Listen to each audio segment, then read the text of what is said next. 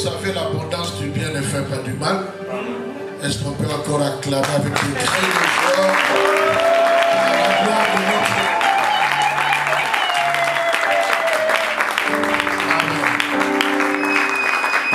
Amen. Amen. Amen. Dis à ton voisin, ta voisine, c'est un jour particulier pour un homme particulier, sous la grâce d'un Dieu particulier, pour un service particulier. Est-ce que tu peux bien l'acclamer?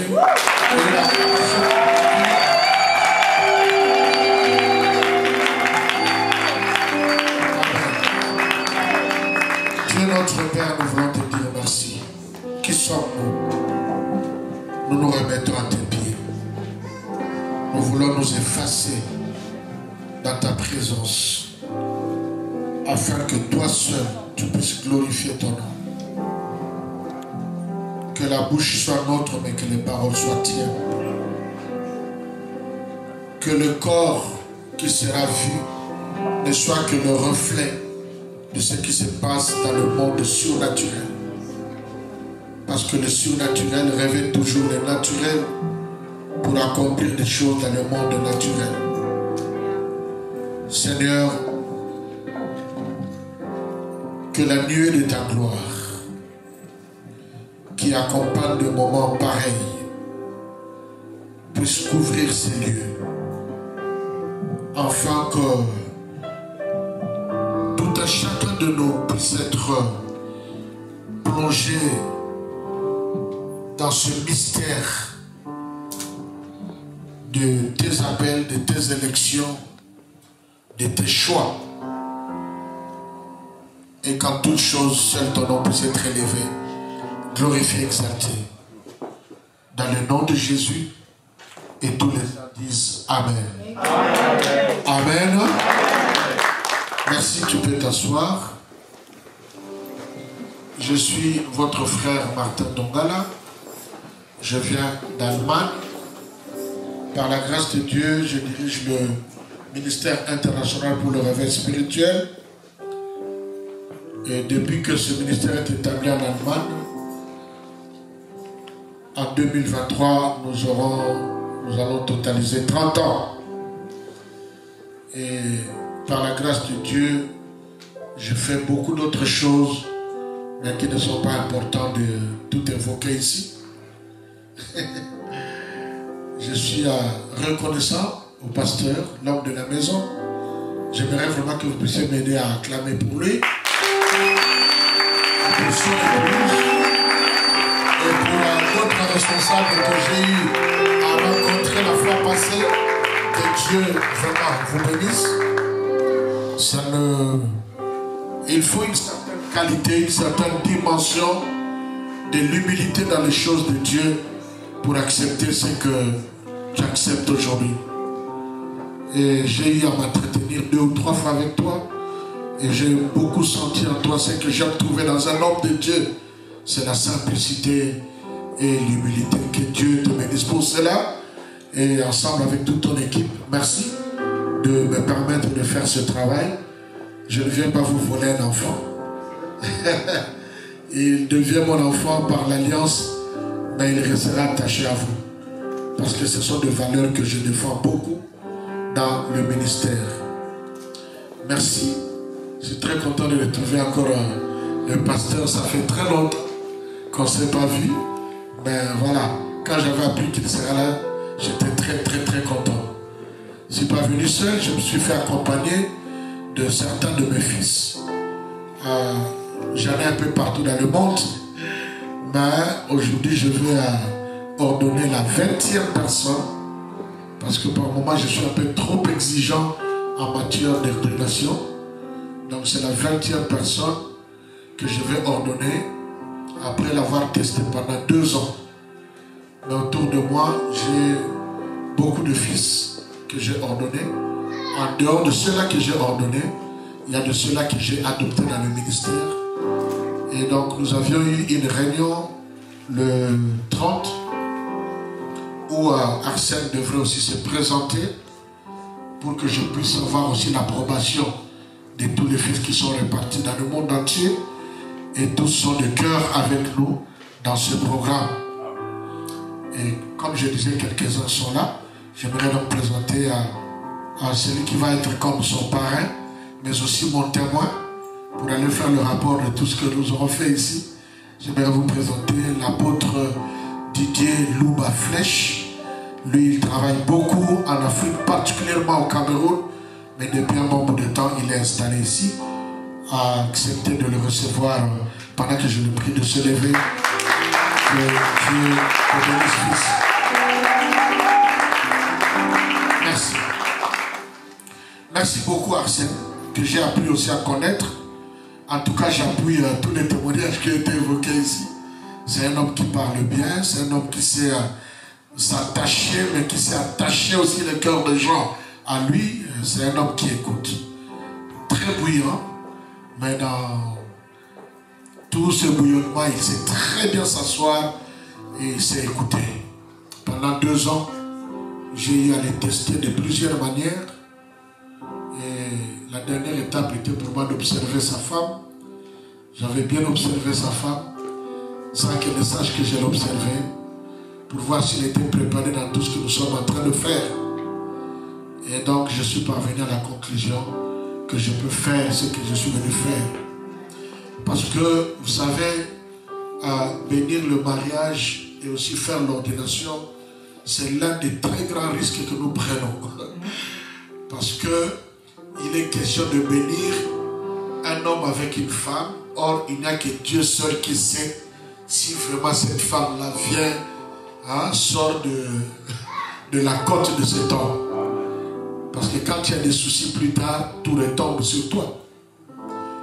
De même, dans l'ordination, je suis appelé à dire au monde que quand nous n'existions pas encore, effectivement, Dieu avait choisi Arsène dans ce ministère. C'est un grand risque. Et donc, c'est quelque chose que je ne fais pas avec... si je le faisais par plaisir, j'aurais déjà consacré plus de 50 personnes et pas moins de 10 ou 15 ici à Paris. Parce que c'est depuis l'âge de 30 ans que je viens sur la place de Paris. Et avant même d'entrer dans la parole, j'aimerais encore rappeler ici à Sam que c'est un grand risque que nous prenons aujourd'hui.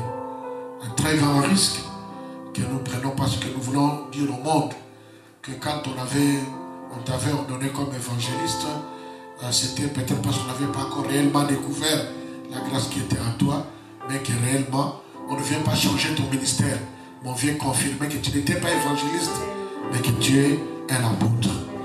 Et nous devons savoir aussi que les choix de Dieu, les appels de Dieu, parce que Dieu n'appelle pas celui qui n'a pas choisi. Il faut que d'abord qu'il te choisisse, après le choix, il t'appelle. Et quand il t'appelle, il te oint. Et quand il te oint, il te prédestine. Maintenant, il s'arrête. Il attend le jour et le moment favorable où tu dois venir au monde. C'est en ce moment-là que maintenant tu vas te manifester. Donc un homme de Dieu, on ne le devient pas. On ne devient pas pasteur. On ne devient pas apôtre. On ne devient pas évangéliste. On se manifeste dans ce qu'on a été avant la fondation du monde. Quelqu'un peut dire Amen. Quelqu'un peut dire Amen. Je suis dans un milieu que je ne maîtrise pas tellement, que je ne connais pas. Moi, j'aimerais poser, je suis en train de poser quelques fondements de part et d'autre pour que les choses soient claires. Donc, ce n'est pas nous. C'est pourquoi moi, j'ai toujours opté pour le terme ordination que le terme consécration. Parce que je crois qu'il n'y a que Dieu qui consacre quelqu'un. Nous venons te donner la main d'association. Reconnaître publiquement ce que Dieu a déjà fait avant la fondation du monde dans ta vie. Donc, au fait, c'est là que je m'amuse parfois à dire qu'il y a des mamans qui portent des bébés qui sont plus âgés qu'eux. Vous comprenez? Tu portes un bébé, mais ce bébé-là est plus âgé que toi. Parce que Jérémie va dire à sa maman qu'avant même, Dieu va dire à Jérémie, avant même que tu ne sois dans le ventre de ta maman, moi je t'avais déjà connu, je t'avais déjà consacré, je t'avais déjà Donc Jérémie était plus vieux que sa maman. Et même Marie, quand il portait Emmanuel, elle ne savait pas que le bébé qu'il était en train d'allaiter, c'était le même bébé qu'il avait créé. Vous voyez? Donc le bébé que vous portez, vous ne le connaissez pas. Et celui qui est assis à gauche, à droite, tu ne le connais pas. Ah, parce que si le temps arrive, il va se manifester. Ah, c'est très important. Et quand il se manifeste, tu peux être choqué. Parce que tu peux l'avoir connu d'une certaine manière. C'est pourquoi j'ai toujours dit, quand nous faisons l'ordination, il faut qu'il y ait des gens qui puissent témoigner. J'insiste, quelqu'un qui t'a connu quand tu étais dans toutes tes bêtises, s'il le fallait, et quelqu'un qui t'a vu évoluer dans la famille, quelqu'un qui t'a vu évoluer dans la foi, quelqu'un qui peut témoigner sur ton ministère, c'est très important. Hein, c'est très important parce que Dieu que nous servons, je me permets de dire un mot. J'aime beaucoup utiliser ces termes parce que je veux démystifier un peu les chrétiens. Hein? Dieu est mystique. Et tout ce qui est autour de Dieu est mystique. Donc du coup, quand nous servons Dieu, nous devenons mystiques parce que ce sont des choses mystiques. Ouais. J'aime beaucoup utiliser ces termes. Pourquoi? Parce que apparemment c'est devenu l'apanage. Hein? L'apanage des francs-maçons. Non, non.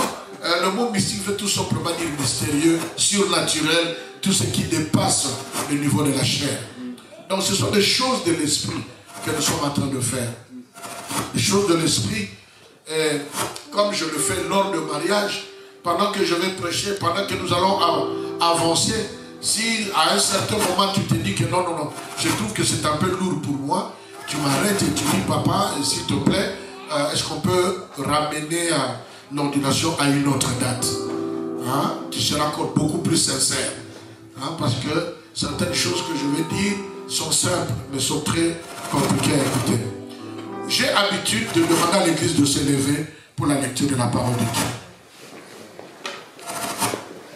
J'aimerais lire dans les Actes des Apôtres,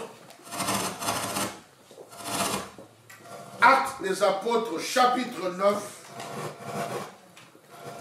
Actes des Apôtres, chapitre 9, le verset 16. Actes des Apôtres, le chapitre 9, le verset 16. Si vous avez trouvé, je vais lire. Actes des Apôtres. Je pense comme ça, c'est bien. Hein? C'est bon. Actes des Apôtres, chapitre 9, le verset 16. La Bible dit ceci. Et je lui montrerai tout ce qu'il doit souffrir pour mon nom. Arsène, laisse les caméras. Occupe-toi. Maintenant, concentre. Oublie un peu le moment où tu travailles à l'église. Maintenant, tu es venu pour toi. Je répète. Et je lui montrerai tout ce qu'il doit souffrir pour mon nom. Prenons place. Arsène, ça c'est le verset que Dieu a déposé finalement dans mon cœur par rapport à cette grande cérémonie mystérieuse que nous allons avoir et qui a déjà commencé. Jésus avait habitude de dire une phrase. Quand il appelait ses disciples, il disait généralement, viens, je te ferai pécheur d'homme. Suis-moi, je te ferai pécheur d'homme. Viens et suis-moi. Mais curieusement, quand il arrive dans Actes des Apôtres, chapitre 9, le seul apôtre qui n'a pas été appelé physiquement, parce qu'il était question d'une apparition surnaturelle, et il a entendu une voix surnaturelle d'une personne qu'il ne pouvait pas décrire. Et dans cet appel, Jésus commence par poser une question. Saul, Saul, pourquoi me persécutes-tu? Et Saul qui va répondre en disant, mais Seigneur, qui es-tu Seigneur? Et le Seigneur dit, je suis Jésus que tu persécutes. Alors l'histoire a continué jusqu'au niveau où le Seigneur va dire à Paul, n'est-ce pas, à l'époque Saul. Alors il va parler, n'est-ce pas, à l'apôtre Paul, qui curieusement, au lieu que l'apparition puisse ouvrir les yeux de l'apôtre Paul, mais l'apparition divine a rendu l'apôtre aveugle. Il est devenu aveugle. Et cela a été d'autant plus important parce que Saul, contrairement à ce que plusieurs croiraient, il n'était pas un païen. Il n'était pas un païen. Il était un juif de la descendance de Benjamin, circoncis le 8e jour. Son seul problème était qu'il a cru à un seul Dieu, devant qui et après qui il n'y aura point d'autre Dieu. Et c'était la raison pour laquelle il était bouillant comme arsène sur le fond pour détruire, arrêter et même tuer tous ceux qui étaient en train de suivre un certain Jésus qui, selon cette doctrine, avait commis le péché de se dire que celui qui m'a vu a vu le Père. Saul ne supportait pas ça. Parce qu'il avait une doctrine claire. Il est sorti d'une école sérieuse des choses de Dieu, de l'école de Gamaliel. Dans toute la Bible, j'ai toujours dit, s'il y a deux savants, parmi tous ceux-là que Dieu a appelés, il n'y a que Moïse et Saul. Ce sont les deux érudits, les deux grands intellectuels que Dieu a appelés. Mais sinon, d'une manière générale, il a appelé les pêcheurs, les réparateurs de filets, et ainsi de suite. Alors il a fallu qu'il devienne aveugle. Parce que il fallait que tout ce qu'il connaissait s'arrête. Afin qu'il ait une nouvelle connaissance qu'il n'avait jamais connue. Afin qu'il parvienne à faire la différence entre la lettre qui tue et l'esprit qui vivifie. Amen. Est-ce que quelqu'un est avec moi? Amen. Quelqu'un est avec moi? Amen.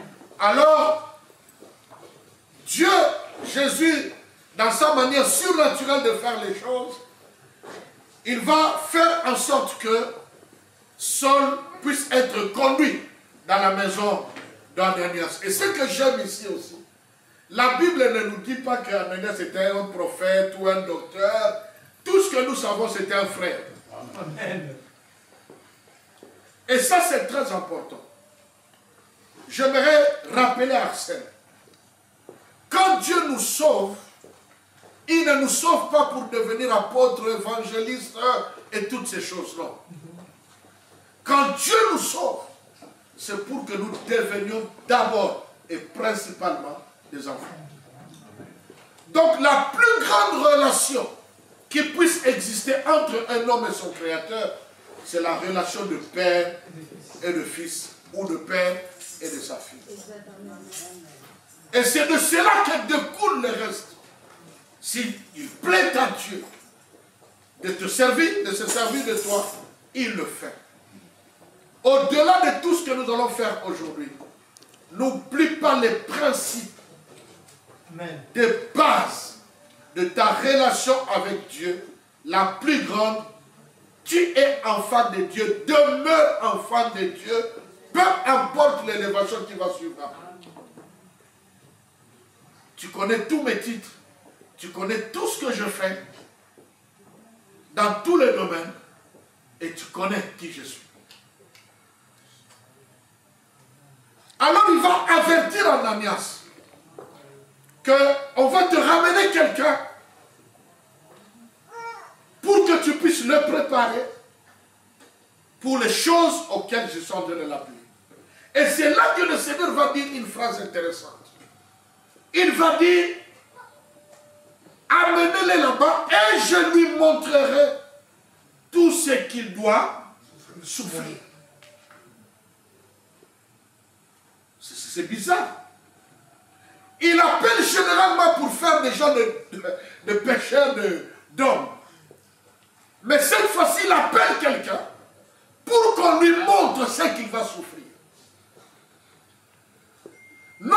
qu'il va faire, non pas ce qu'il va devenir, non pas toutes les élévations, les miracles ou l'onction, mais on va lui montrer ce qu'il va souffrir.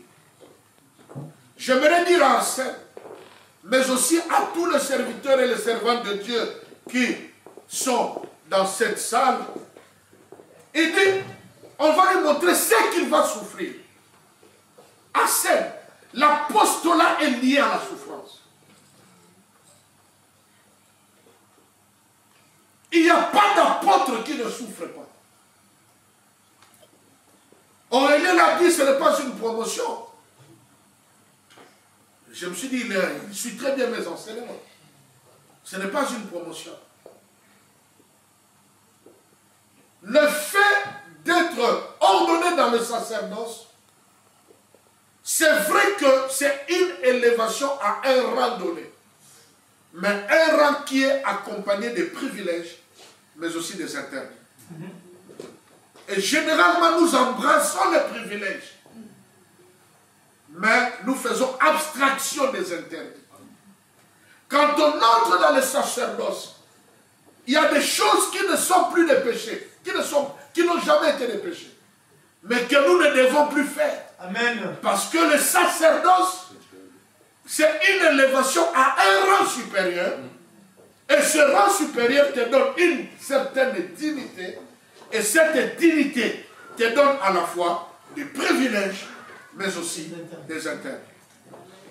Quelqu'un peut dire Amen. Amen. Quelqu'un peut dire Amen. Amen. Alors il a fallu que l'apôtre Paul, ici il est encore seul, qu'il puisse aller auprès d'Ananias. Ce que beaucoup de gens ignorent, c'est que entre Actes des Apôtres chapitre 19 et Actes des Apôtres chapitre 13, l'apôtre Paul a fait 19 ans d'apprentissage. 19 ans. Il n'a pas prêché, il n'a rien fait. Il était assis au pied de ce maître pour apprendre, pour être corrigé, pour être enseigné, parce que c'est la souffrance qui l'attendait. Et tu le sais de moi, pour reconnaître l'apôtre, d'abord pour moi, pour reconnaître un homme de Dieu, celui qui est appelé, le premier signe pour moi, ça doit être quelqu'un qui a rejeté et qui a refusé de tout son cœur l'appel de Dieu. Parce que les vrais appelés de la Bible, presque personne n'a accepté l'appel avec facilité. Ça m'étonne aujourd'hui, il suffit qu'il y ait une petite prophétie. Frère, nous avons salé là. On n'a même pas prophétisé. Mais les gens changent tout de suite, c'est le désordre dans l'église. Ah voilà, je suis ici depuis longtemps, on ne reconnaît pas ma grâce. Mais on n'a rien dit. Peut-être que Dieu veut se servir de toi comme chef de protocole. Kosale Nzambe ne veut pas dire servir devant. Est-ce que je parle à quelqu'un? Amen. C'est pourquoi, pour moi, le premier signe, il faut que quelqu'un ait refusé de servir Dieu. Mais quand j'arrive au niveau de l'apostolat, j'aime découvrir quel genre de parcours cet homme a eu. Pourquoi? Parce que l'apostolat est lié à la souffrance.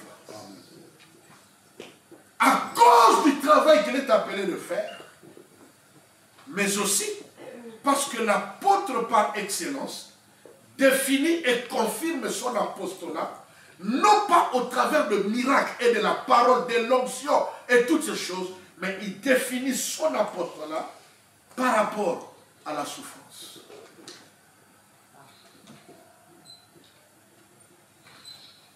Donc tu nous as appelés à t'introduire dans la souffrance. Hein, maman? Amen. Si vous trouvez que ça ne va pas, on peut s'arrêter, on prend encore le temps, on mange, on boit, on va encore revenir pour faire l'ordination. Écoutez ce que l'apôtre Paul dit. Il dit ceci, il dit, dans 2 Corinthiens, il dit ceci. Sont-ils hébreux? Moi aussi. 2 Corinthiens 11. J'ai même écrit un livre là-dessus. Sont-ils hébreux? Moi aussi. Sont-ils israélites? Moi aussi. Sont-ils de la postérité d'Abraham? Moi aussi. Sont-ils ministres de Christ? Je parle en termes extravagants, dit l'apôtre Paul. Je le suis plus encore. L'apôtre Paul dit, si les Pierre et les autres sont des apôtres, s'ils sont des Hébreux, je suis hébreu. S'ils sont de la race d'Abraham, je le suis également. Est-ce qu'ils sont israélites? Il dit, moi aussi je suis israélite. Est-ce qu'ils sont apôtres? Il dit, oui, ils sont apôtres. Mais moi, je le suis encore plus. Je le suis encore plus. Pourquoi? Par les travaux. Bien plus par les coups. Bien plus par les emprisonnements. Bien plus. Souvent en danger de mort. 5 fois j'ai reçu des Juifs, 40 coups moins 1. 3 fois j'ai été battu de verge. 1 fois j'ai été lapidé. 3 fois j'ai fait naufrage. J'ai passé 1 jour et 1 nuit dans la Bible. Voilà comment il confirme son apostolat. Toi qui veux devenir apôtre, ou l'ennemi qui est pasteur, ou l'ennemi qui est évangéliste, il a pu faire comme apôtre. Voilà comment l'apôtre définit son apostolat. Il dit qu'il se sent, il parle avec des termes extravagants, il dit, je me sens encore plus apôtre que. Pourquoi?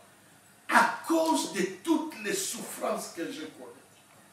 On reconnaît un apôtre par sa capacité d'affronter et d'endurer les épreuves. Amen. Il n'y a pas que ça. Il y a l'autorité qui se dégage de sa bouche. Il y a le type de message qu'il donne. Je suis très content pour le témoignage de Maman Bokilo. Quand il a parlé de coach, j'ai dit voilà un autre élément. Amen. Parce qu'un apôtre doit être un coach de son entreprise. C'est un père. Il doit être à la fois chef et serviteur. Arsène, ça c'est un aspect de la vie apostolique. Et l'une des choses qui m'a amené à croire, à accepter, quand Aurélien m'a parlé de toi et que j'ai fait ta rencontre, je posais les premières questions. Et toi, tu parlais comme un ignorant. Tout content, tu parles tellement bien, comme si tu distribuais les balles de basket. Et moi, j'en profitais pour essayer de déceler si c'est quelqu'un qui a déjà connu les épreuves, les difficultés, les humiliations. Tu sais, l'apôtre Paul est en train de dire, je crois que je vous ai partagé tout dernièrement, lors de notre grande réunion, je vous ai dit l'apôtre Paul qui dit, s'il y a des gens, jusque de son vivant, maman, il y a des gens qui ne le reconnaissaient pas comme apôtre. Mais il dit, au moins pour vous, je suis votre apôtre. Amen.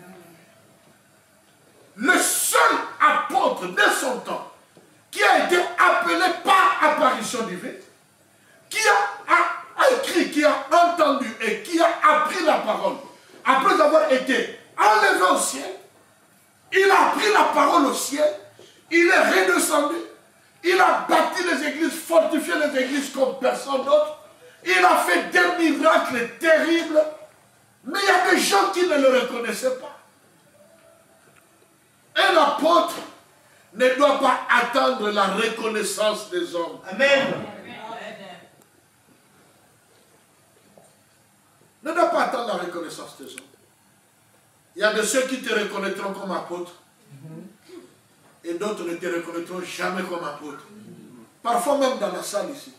Il y a des gens qui disent, ah ouais, ma ventile là-bas, moi, je sais. Parce que nous, quand nous tenons dans l'Allemagne, la salle va couper là-bas, moi, puis là. Le jour où on m'a dit que j'étais apôtre, j'ai grandi un peu comme toi. Hein. Moi, j'ai grandi de par ma famille. Je suis né tout de suite, on m'amène à l'église kimbaniste. J'ai chanté dans les chorales là-bas, et puis après, je me retrouve chez le père jésuite. Je suis toujours dans l'église, je dirige les chorales. Tu connais mes enfants, beaucoup me connaissent. Et voilà, j'ai grandi presque toute ma vie dans l'église. Je n'ai pas connu tout ce que les jeunes ont connu, mais j'en ai fait aussi des bêtises. Mais, ce qu'il y avait de particulier, c'est que je voulais découvrir en toi, dans tout ton parcours, qu'est-ce que tu as enduré déjà. Un ami, pasteur Mawe Nadra, au Togo, me disait, si tu veux conduire le peuple, tu dois être capable de te coucher par terre, que ce peuple vienne marcher sur toi, et après tu te relèves, et quand ils viennent te demander la prière, tu pries pour eux avec tout ton cœur. Et je me dis que c'est la vie d'un apôtre. Le jour où on me dira en 92, un serviteur de Dieu est venu me regarder et puis me dit, toi tu as quel ministère? Et je me suis regardé. Moi j'ai grandi dans un milieu où je n'avais jamais vu les apôtres. Ça n'existait pas. Nous avons grandi dans les églises traditionnelles, que ce soit à l'église catholique ou à l'église kimbaniste ou à l'église baptiste. Moi je n'ai jamais vu où on est en train d'ordonner un apôtre, même pas un enseignant. Les évangélistes, c'était des jeunes très zélés, très bruyants. Quand ils prêchent, ils font des gestes folkloriques, des gestes. On dit seulement c'est un évangéliste. Et tout celui qui est sérieux, posé, qui marche comme si, avec des pointes de pied, il est pasteur. C'était ça la conception. Et voilà quelqu'un qui viendra me dire que tu es apôtre. J'ai discuté avec lui de 20h à 5h du matin. Il voulait me faire comprendre que le ministère apostolique existe. Et moi, je lui démontrais que le ministère apostolique n'existait plus. Les apôtres sont déjà morts. Je ne veux pas être 13e apôtre comme quelqu'un l'avait dit. On a dit, en fait, le premier opposant de mon appel, c'était moi-même. J'ai raconté les témoignages, et puis finalement le pasteur va dire, à l'époque c'était le seul jeune pasteur qui a eu l'autorisation de prêcher dans l'église de Papa Boulam. Il s'agit de ce pasteur-là, Philippe Tcha. Il m'a dit, il n'y a pas de souci. Dieu appellera les gens qui viendront de loin, qui viendront confirmer ce que je t'ai dit. Voilà comment, 3 ans, 4 ans plus tard, le docteur Anthony Mobéjo, pour ceux qui le connaissent, c'est lui qui, comme ça dans la salle, il me demande de me lever, tout en me disant, mais la Hanman, vous rêvez, ça c'est un apôtre. Et on se souvenait ce qui m'a été dit 3 ans plus tard. Et à la fin, c'était l'apôtre Léopold Mutomboka Lombo qui l'a confirmé. Mais le jour de mon ordination, les gens sont sortis de la salle.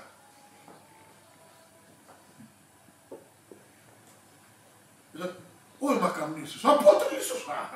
Alors qu'il n'a pas rien, on a mis sur la mission, on a mis évangéliste. Bah, fiche à moi, évangéliste Martin. Mais il n'a commis ça. Vous m'avez menti. Et j'avais le malheur que quelques temps après, à l'époque, il y a Charles Mombaya, Bimi Sinzemo. Bandeko, tu as dit que Charles ne l'a pas apporté. Alors les gens commençaient à dire, voilà, il y a un béni pour tout ça. Mais tous ceux qui ont un cœur sincère et humble, personne ne doute de mon apostolat. Amen. Ne cherche pas à te confirmer. Dieu confirme son appel sur toi. Il y a des choses qui déclenchent après ce moment. Il y a des choses qui vont s'ouvrir. Des yeux qui vont s'ouvrir. Des écailles tomberont de tes propres yeux et des yeux d'autres personnes. Et petit à petit, Dieu confirmera ce qu'il avait déposé en toi. Amen. Ne te force pas. Mais ce que je veux te dire aujourd'hui, accepte la souffrance. Supporte les épreuves. Endure les épreuves. D'ailleurs, le temps dans lequel nous vivons, nous ne pouvons pas nous en passer des épreuves. Parce que l'Église, nous n'aurons plus de meilleur temps. Ça n'existe pas. La Bible dit que le mal ira en s'empirant. Personne, aucune prière, aucun jeûne et prière, aucun service de retraite ne va arrêter la croissance de l'iniquité, la croissance de la méchanceté, la croissance de tout. Rien ne va l'arrêter. Parce que c'est programmé comme cela par Dieu. Et c'est en ce temps-là que Dieu est en train de vous susciter, comme il nous a suscité il y a quelques temps passé. Donc Dieu vous appelle à un moment très difficile. Le moment où une petite erreur, c'est fini. Même si ce n'est pas vrai. Mais ça coule sur tous les réseaux sociaux. Autrefois, tu pouvais faire une petite bêtise. Une erreur pouvait arriver. Ça s'arrête au niveau de votre église. Mais aujourd'hui, ça se passe à l'église. Avant que tu n'arrives chez toi à la maison, c'est déjà à Kinshasa. Nous sommes à un moment où les gens deviennent de plus en plus incrédules. Les gens ne croient plus aux choses de Dieu. Nous sommes à un moment, heureusement pour toi, tu as un bac plus 5. Il faut se servir de ton intelligence. Il ne faut pas mettre ça de côté. Il faut te servir. D'ailleurs, si Dieu a choisi l'apôtre Paul, il n'y a que 2 personnes qui ont beaucoup écrit ici. Il n'y a que Moïse et Paul. Parce qu'ils étaient très intelligents. Demander à Pierre d'écrire, c'est le problème. Et très souvent, quand il écrit, il ne parle que de poisson. J'avais pris 153 poissons. Mais pour écrire des choses où tu vas affronter les Égyptiens, affronter les Grecs, il fallait avoir la tête qui tourne bien. Et nous sommes dans un monde où l'intelligence a augmenté. Chacun, nous venons dans nos églises, mais chacun ici a au moins 2, 3, 4 pasteurs. Un prophète au Congo, un autre pasteur ici à Paris, le pasteur de son église, et quelqu'un d'autre, c'est pas moi où.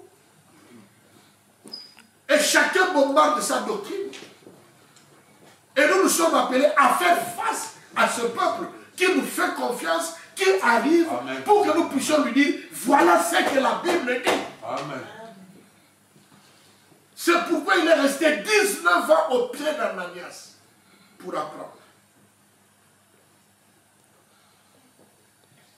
Est-ce que je parle à quelqu'un? Amen. Aurélien l'a dit, c'est une élévation à un rang. Un rang de ministre. Tu ne deviens pas le chef des pasteurs des autres. Non, tu es juste un ministre comme tous les autres ministres. Continue à respecter tout le monde comme tu l'as toujours été. Mais accepte ta part de souffrance dans le ministère. Accepte l'humiliation. Accepte le combat qui pourront venir. Parce que c'est ça qui est lié à l'apostolat. L'apôtre Paul dit, je suis plus encore ministre que à cause de tous les coups que j'ai eu dans ma vie, à cause de tous les risques que je connais. Je ne prophétise pas les risques dans ta vie. Il y a des choses qu'on ne prophétise pas. Ça fait partie de la vie. Qu'on prophétise ou pas, ça doit être là. Et dans tout cela, maman apôtresse, comment on appelle ma femme, tu dois préparer ton cœur à cela. Parce que quand nous subissons les humiliations locales et internationales, ça tombe sur nous. L'homme est au boulot, il ne sait pas encore qu'est-ce qui s'est dit. Mais toi, tu es déjà informé. Quand l'homme arrive à la maison, tout content, il ignorant tout ce qui se passe, innocent de tout. Mais toi, tu as été bombardé. Il semble que. Quelle sera ton attitude?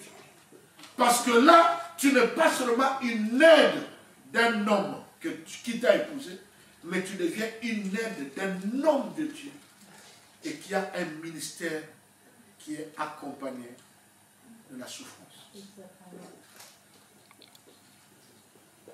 Ma prière est que Dieu puisse élever encore ton cœur.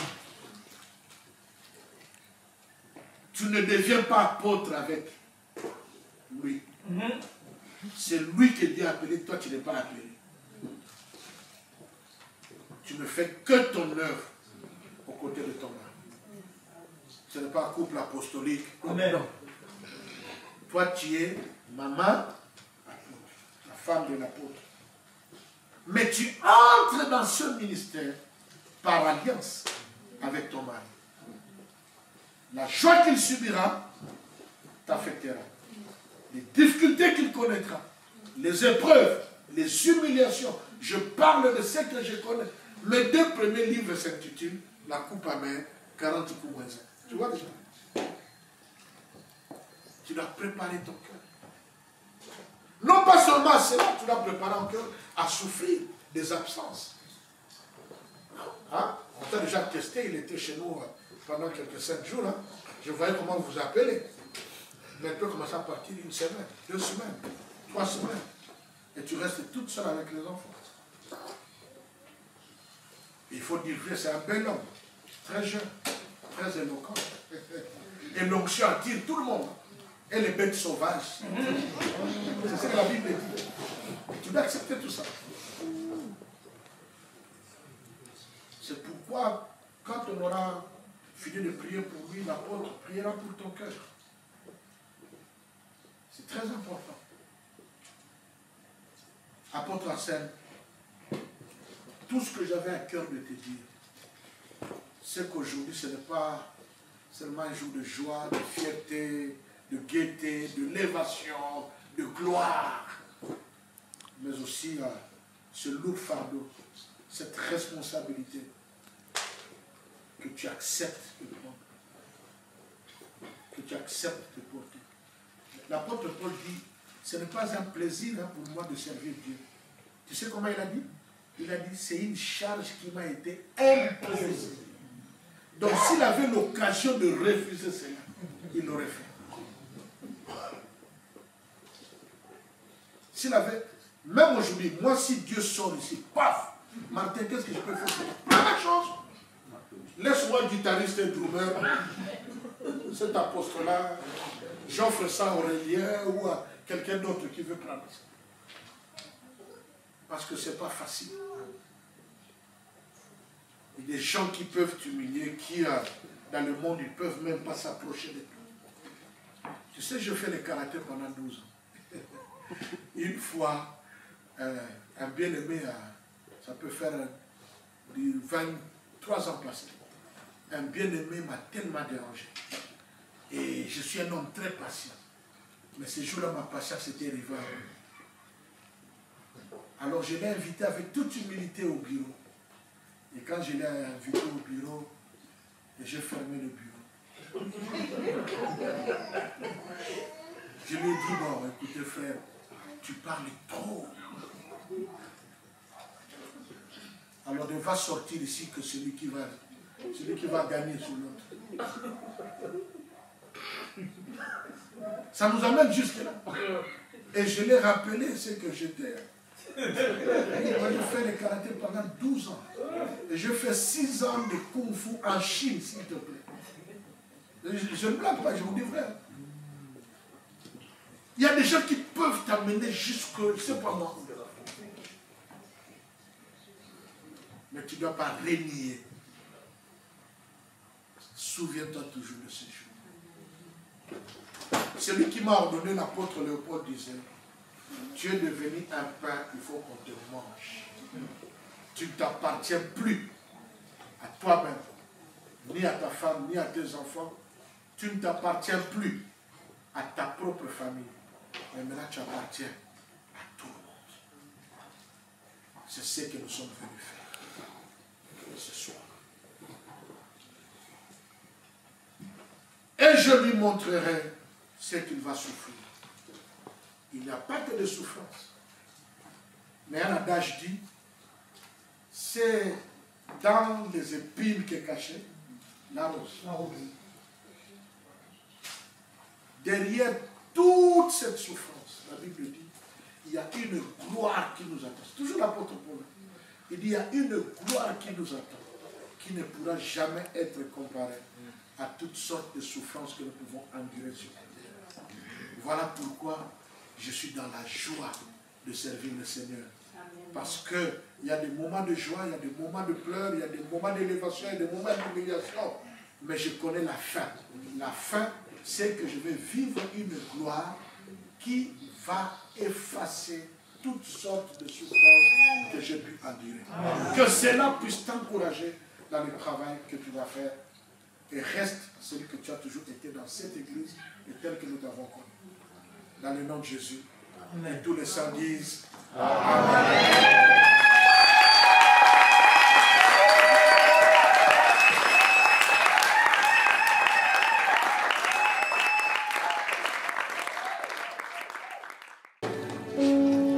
J'aimerais appeler Aurélien pour qu'il puisse nous lire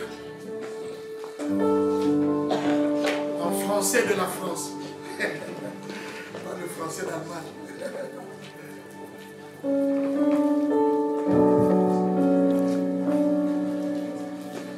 Exode chapitre 28, du verset 1 au verset 5, ça nous suffira.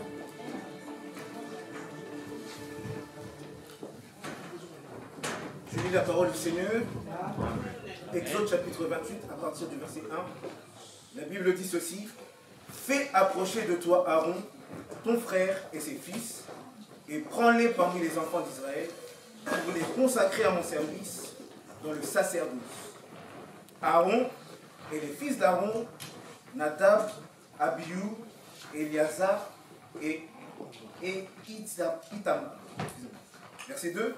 Tu feras à Aaron ton frère un vêtement sacré pour marquer sa dignité et pour lui servir de parure. Tu parleras à tous ceux qui sont habiles, à qui j'ai donné un esprit plein d'intelligence, et ils feront les vêtements d'Aaron, afin qu'ils soient consacrés et qu'ils exercent mon sacerdoce. Verset 4. Voici les vêtements qu'ils feront. Un pectoral, un éphod, une robe, une tunique brodée, une tiare et une ceinture. Ils feront des vêtements sacrés à Aaron, ton frère, et à ses fils, afin qu'ils exercent mon sacerdoce. Verset 5. Ils emploieront de l'or, de l'étoffe, des teintes en bleu, en pourpre, en cramoisi et de fin lin. Merci. Si nous devrions respecter mot à mot ce qui est écrit ainsi, ici, vous vous rendrez compte que c'est un service vraiment mystérieux.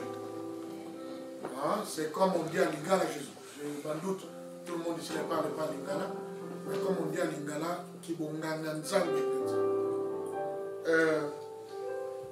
nous ne faisons pas tout cela tout simplement parce que nous disons que cet équipement autrefois était naturel, mais aujourd'hui cet équipement est surnaturel et spirituel.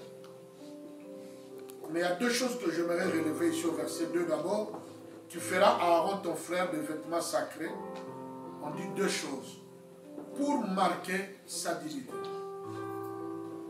Tu entres dans une dignité, même si tu l'y as été déjà. Mais en France, depuis que tu es venu, on confirme les choses. Et comme je dis, c'est une dignité qui requiert beaucoup d'abnégation. Ça te donne des privilèges, mais pense aussi à tous les interdits qui sont liés au ministère.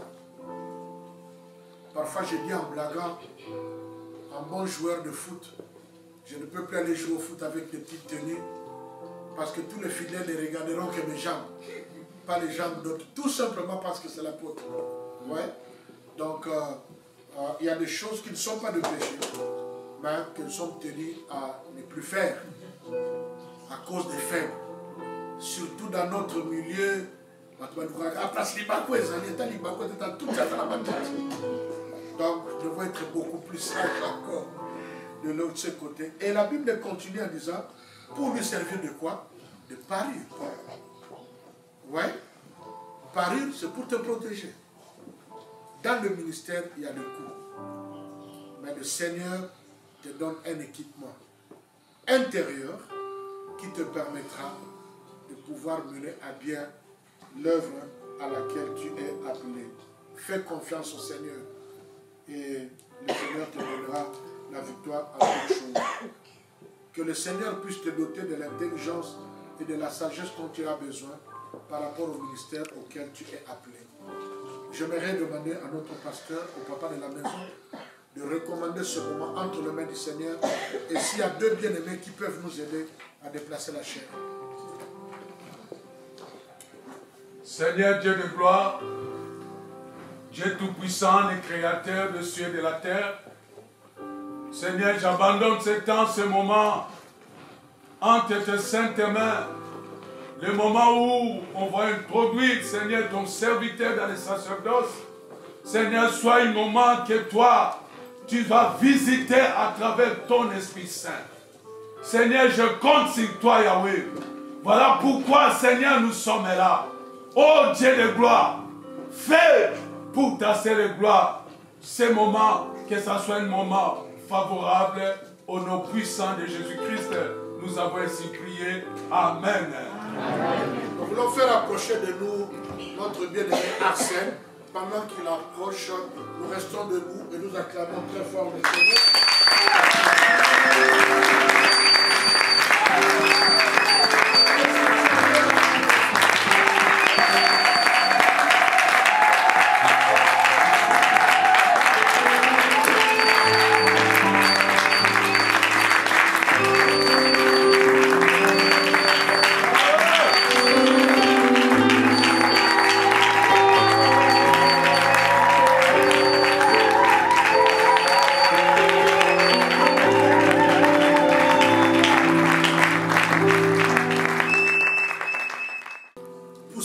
Saint-Esprit, Paul, qui était un apôtre par excellence, va accepter humblement d'aller se présenter auprès de ceux-là qu'il a appelés les plus distingués, les plus considérés, pour qu'il puisse exposer son évangile et qu'il reçoive de plus considérés, n'est-ce pas, l'approbation. Et ce que j'aime beaucoup avec l'apôtre Paul, il dit, de peur d'avoir couru en vain. Donc il considérait que, bien qu'il soit appelé par Dieu, bien qu'il soit élevé au 3e ciel pour apprendre l'écriture, bien qu'il ait le niveau le plus élevé de tous les apôtres, bien qu'il soit l'apôtre à qui Jésus est apparu après la résurrection, d'ailleurs on l'appelle l'apôtre de la résurrection, mais il considérait qu'il était important que les aînés puissent reconnaître sa grâce. Que cela nous donne la leçon. Parce qu'il dit, si je ne le fais pas, je vais courir en vain. Si l'apôtre Pierre, Jean et Jacques et les autres ne reconnaissent pas mon ministère. Deuxième point. Nous l'avons connu tout le temps comme évangéliste.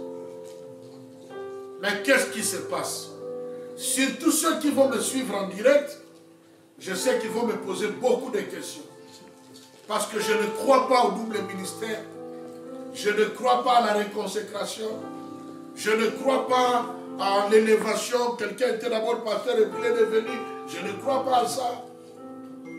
Mais si je ne crois pas parce que la Bible ne mentionne pas ça. Mais ce que nous reconnaissons, l'apôtre Paul a travaillé pendant 14 ans. Mais il est allé pour qu'on reconnaisse s'il était vraiment dans ce ministère-là. Nous avons grandi dans des milieux où peut-être qu'on ne savait pas. Je suis venu pour la première fois en France, j'avais 29 ans et après 30 ans. J'ai trouvé ce même problème en France. À l'époque, on croyait que l'évangéliste était le secrétaire du pasteur. Donc le pasteur est là et puis il va trouver des jeunes qui nous sont très attachés à la Bambi, maman petit, comme évangéliste de la gagne. C'était comme des secrétaires. Nous avons connu une époque où on n'avait pas une bonne compréhension de la notion des ministères. Et voilà que moi, quand on m'a posé la question, je vous racontais, je me suis dit, bon, si j'ai un ministère, c'est que je suis évangéliste.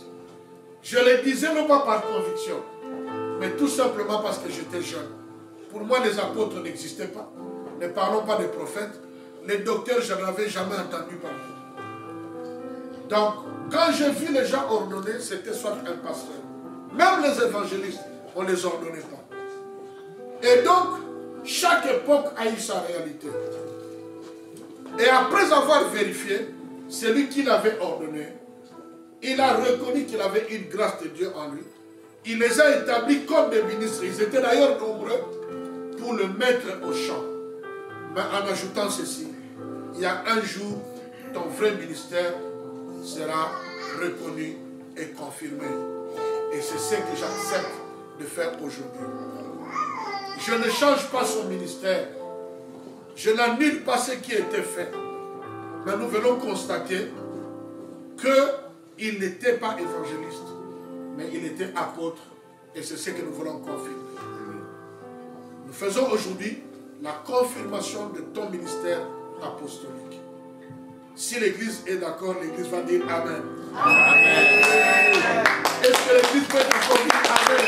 Amen. Est-ce que l'Église peut encore dire Amen?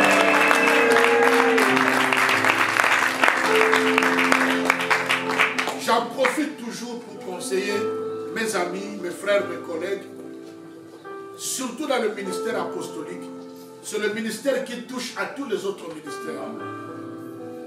On reconnaît aussi un apôtre par le fait qu'on ne reconnaît pas parfois qu'est-ce qu'il est. Il agit parfois comme un évangéliste. À un certain moment, on peut croire qu'il est pasteur. Et d'autres peuvent voir qu'il est un enseignant. Donc quand tu ne reconnais pas quel ministère il a, en dehors de la souffrance et de l'autorité, tu peux déjà commencer à t'orienter vers l'apostolat. Mais ça ne suffit pas. Il faudrait encore s'aimer le frère, le mettre à l'œuvre pour voir quels sont les fruits qui vont se dégager de ce qu'il est en train de faire. C'est alors qu'on peut confirmer qu'il est vraiment apôtre. Le dernier test qu'il a connu chez moi, c'est que je l'ai invité prêcher chez moi et j'ai mis toute une équipe sans qu'il ne le sache, et sur vidéo et sur place, pour qu'il puisse relever les critères d'un apôtre. Et à la fin, tout le monde avait dit, papa, nous n'avons pas de soucis, nous sommes d'accord avec toi. C'est que tu avais vu. Alors, nous croyons aussi, parce que l'investiture se fait aussi par l'Église. Nous avons triple investiture. Dieu appelle, confirme. La personne elle-même doit être sûre que c'est ça mon appel. Mais l'Église doit aussi l'investir. Est-ce que l'Église est d'accord que nous puissions confirmer son ministère apostolique que nous avons découvert en lui? Si oui, l'Église que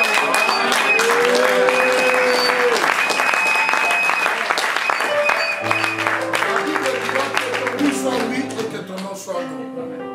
Ne te détourne pas de tout ce que nous avons accepté ici. Tu te créeras des soucis inutiles dans la vie. Peut-être pas toi, peut-être tes enfants. Ne t'oppose pas inutilement à des choses que peut-être que tu ne comprends pas très bien. J'ai besoin du cœur de tout un chacun pour ce moment. Et j'aimerais demander à l'apôtre Arsène de monter et de s'agenouiller devant nous.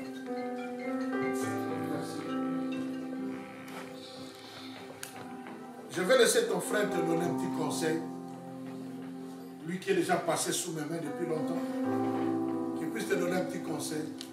Et après cela, nous allons procéder à la confirmation de son ministère apostolique. Gloire à Dieu.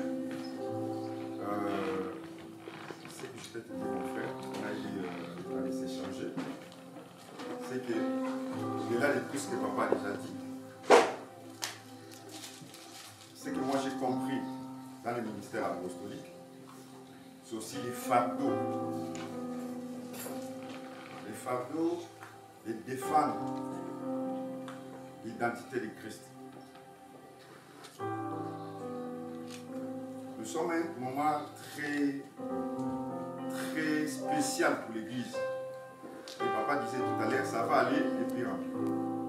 J'ai compris et je suis convaincu. L'Église est née avec l'arrivée des apôtres et vers la fin aussi. L'Église a besoin des apôtres. Pourquoi? Parce que papa a dit, et quand les souffrances arrivent, encore plus fort. Et c'est la Bible qui le dit. Je ne crois pas, je suis convaincu qu'un apôtre appelé de Dieu peut accepter la défaillance d'une église. Papa a parlé peut-être de souffrance, mais moi j'ai trouvé une autre souffrance dans le ministère apostolique, c'est que quand l'église ne va pas bien, l'apôtre souffre. Cette souffrance, ce n'est pas une souffrance que tu vas chercher, mais c'est cette souffrance qui va s'imposer en toi. Ça sera dans ton cœur.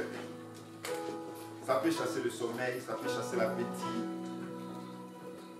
Ça peut même enlever en toi le goût de vivre. Parce que c'est un poids que Dieu met dans ton cœur. Quand l'église souffre, cette souffrance s'attachera à ton cœur. Quelque chose à quoi je peux dire. Il faut beaucoup prier avec maman, avec ta femme. Beaucoup prier, beaucoup parler. Parce qu'il y a notre réalité dans le ministère apostolique. Non parce que toi tu veux voyager. Mais c'est Dieu qui t'impose le voyage sans que tu le veuilles. Sans que tu le veuilles. Mais c'est Dieu qui t'impose. Et à un certain moment, tu as des dilemmes entre rester à côté de ma femme et mes enfants, fêter les anniversaires, ou bien aller répondre à l'appel de Dieu. Papa dit qu'on n'appelle pas les malheurs sur toi, et ça ne viendra pas. Mais moi, j'ai perdu mes jumeaux, qui sont morts le même jour, juste parce que j'ai refusé d'aller dans une mission que Dieu m'a envoyée. Voilà. Et ce qui c'était quoi? Non, je vais fêter l'anniversaire de mes enfants.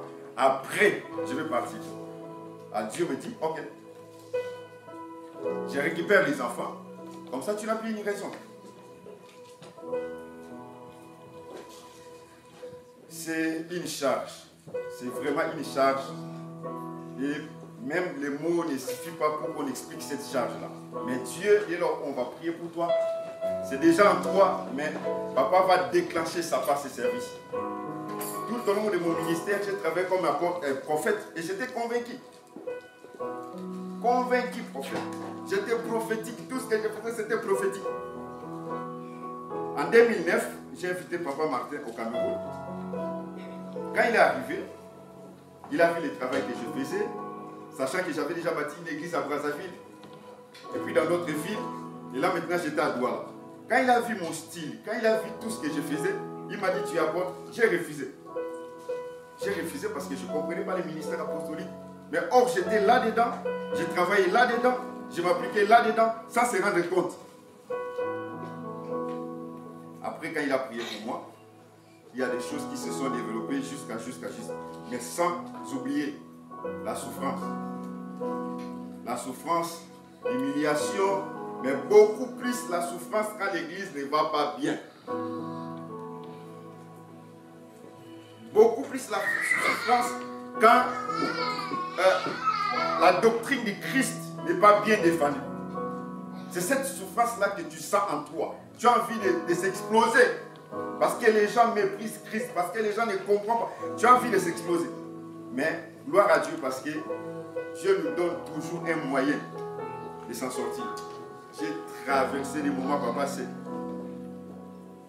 arrive à un certain moment, même ton mariage peut être bousculé. Voilà pourquoi j'ai dit, il faut prier beaucoup avec maman. Prie beaucoup. Pour que les fardeaux que Dieu met dans ton cœur, qu'il les fasse aussi comprendre. Parce qu'elle est ta première soutien. C'est tout ce que je peux te dire comme conseil. Tu es déjà le bienvenu dans notre famille. Que Dieu te bénisse.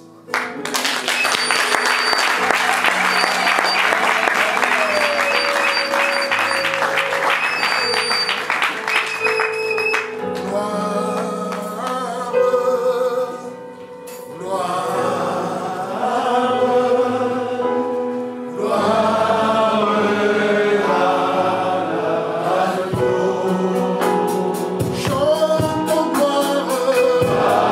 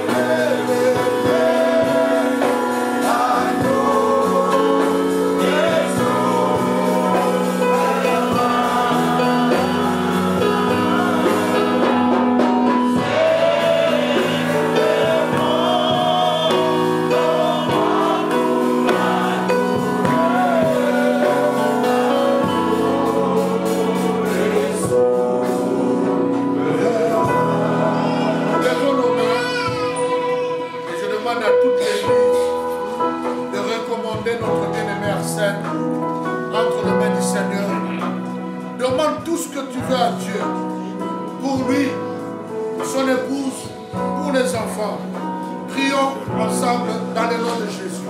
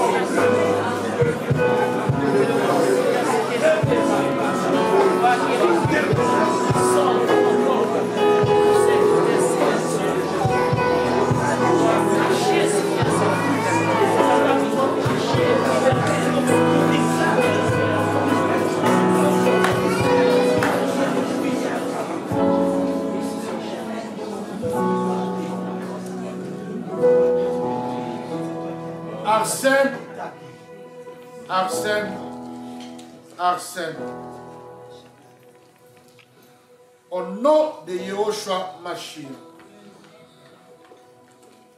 l'auteur de tout appel, lui qui était allé dans le monde inférieur, et quand il en est sorti, il a pris des captifs, il est monté avec eux. Et du haut du ciel, il libère les captifs comme un don à l'Église. Les uns comme apôtres, les autres comme prophètes, d'autres encore comme évangélistes, comme pasteurs et comme docteurs. Nous venons aujourd'hui, et moi personnellement, conformément à la grâce et à l'autorité qui m'a été conférée, reconnaître la grâce apostolique qui a été déposée sur toi avant même que tu sois placé dans le sein de ta maman. Déjà de ton jeune âge, nous avons suivi les témoignages ici à Kinshasa et ailleurs. Il y avait déjà des traces en toi que tu es appelé à servir Dieu. Et cela a été démontré depuis le jeune âge. Tu as grandi en cela. Et on t'a mis à part comme dans Actes des Apôtres chapitre 13 pour l'œuvre de l'évangélisation. Mais aujourd'hui, devant Dieu, devant le monde invisible à nos yeux, devant cette auguste assemblée des hommes et des femmes sauvés par Christ, je viens reconnaître le ministère apostolique dans ta vie, la grâce apostolique dans ta vie. C'est pourquoi dans le nom de Jésus et au nom de Dieu de mes pères, le Dieu des alliances, je t'impose la main et j'appelle du haut des cieux que le ciel s'ouvre afin de libérer maintenant l'équipement spirituel qu'aucun homme ne peut donner. Un revêtement spirituel pour t'accompagner dans l'exercice de ce ministère apostolique. Que tu sois revêtu de l'intelligence apostolique, de la sagesse apostolique, de l'autorité apostolique. Dans le nom de Jésus, je prends la braise qui sort du Saint-Autel de Dieu et je brûle ta langue afin que tu ne parles plus jamais comme tout autre. Mais quand tu parleras, qu'il sorte de ta bouche les oracles de Dieu, les oracles de Dieu, les révélations, les profondeurs, afin qu'en ce temps de la fin, que ceux qui ne sont pas exercés, qui deviennent encore sourds, mais que ceux qui sont appelés, que tous ceux qui ont le signe et les marques de Dieu, reconnaissent la grâce de Dieu en toi.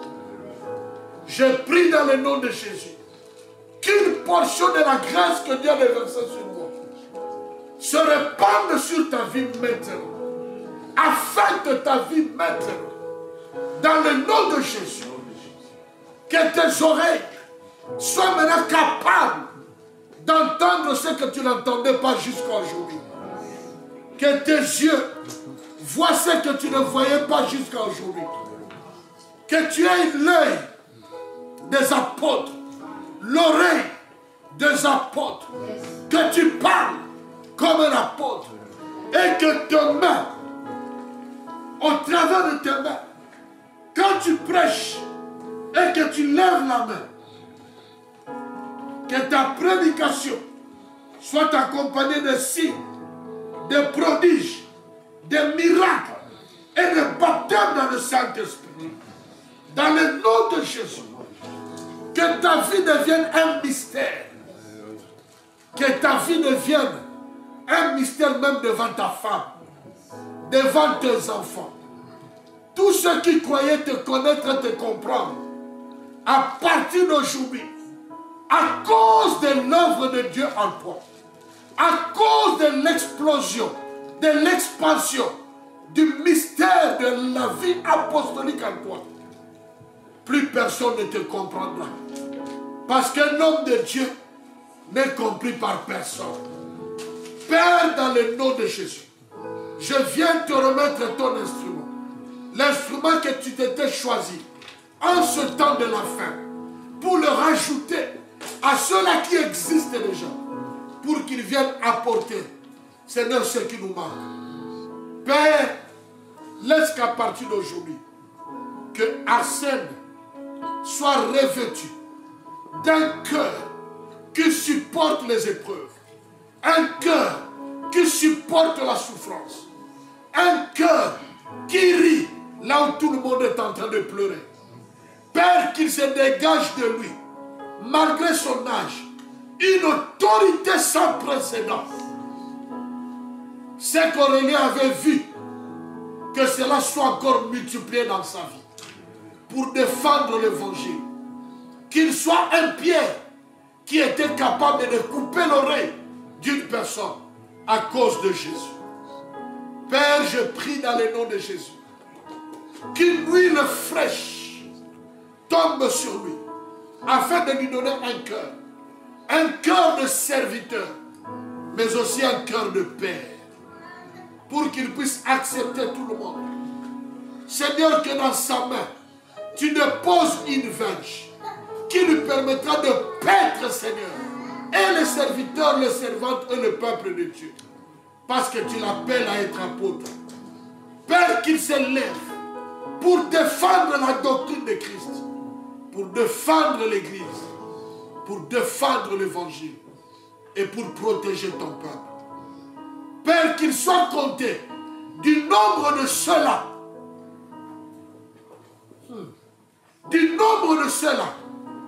Seigneur,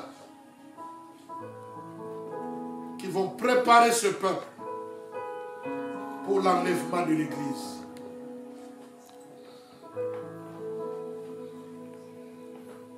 En ces termes, au nom de Jésus-Christ de Nazareth,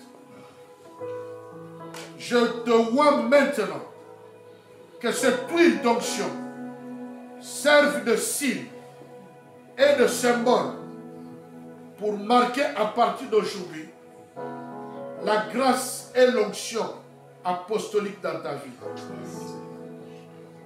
Qu'un vent nouveau, le vent du septentrion vienne souffler dans ta vie et que ta vie ne soit plus jamais la même. Amen. Que ton ministère ne soit plus jamais le même et que toutes les langues reconnaissent que Dieu vient d'établir un apôtre. Amen.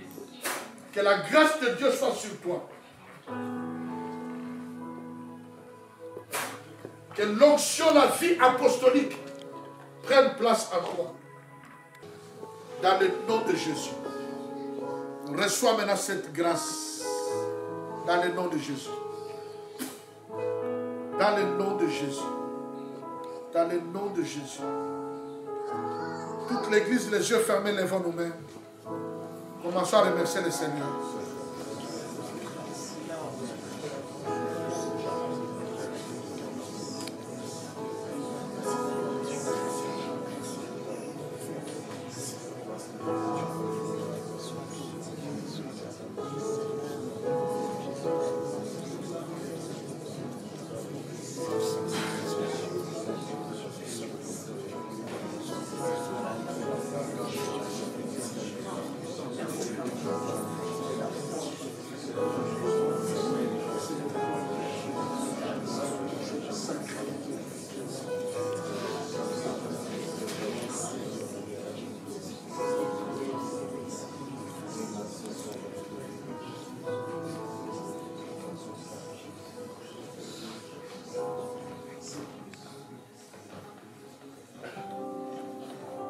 Dieu Tout-Puissant, quand mon cœur considère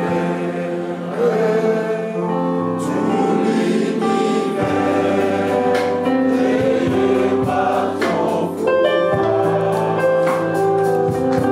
le ciel, la terre, les éclairs en terre,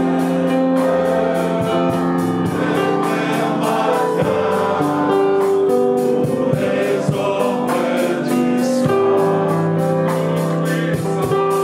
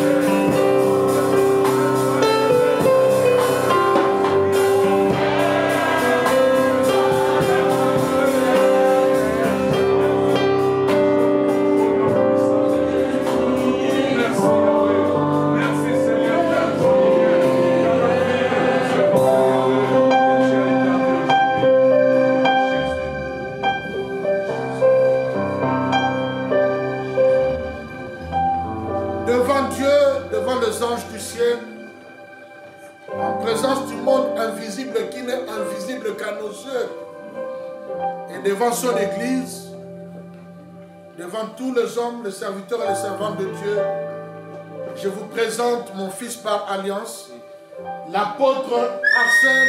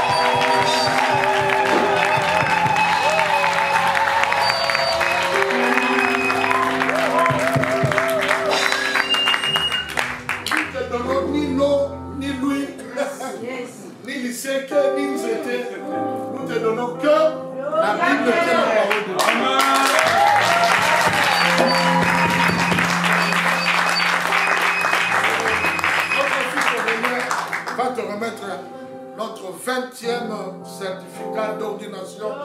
Il va lire et il va remettre. Et après, je vais inviter cette merveilleuse femme d'Arsène pour qu'on puisse prier tout bien. Le ministère international pour le réveil spirituel.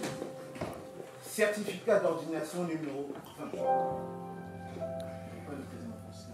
20. Je sous-signais Nongala Martin, apôtre responsable du ministère international pour le réveil spirituel, atteste par le présent que le nommé Moussiem Nantia Arsène a été ordonné comme apôtre, conformément aux Saintes Écritures.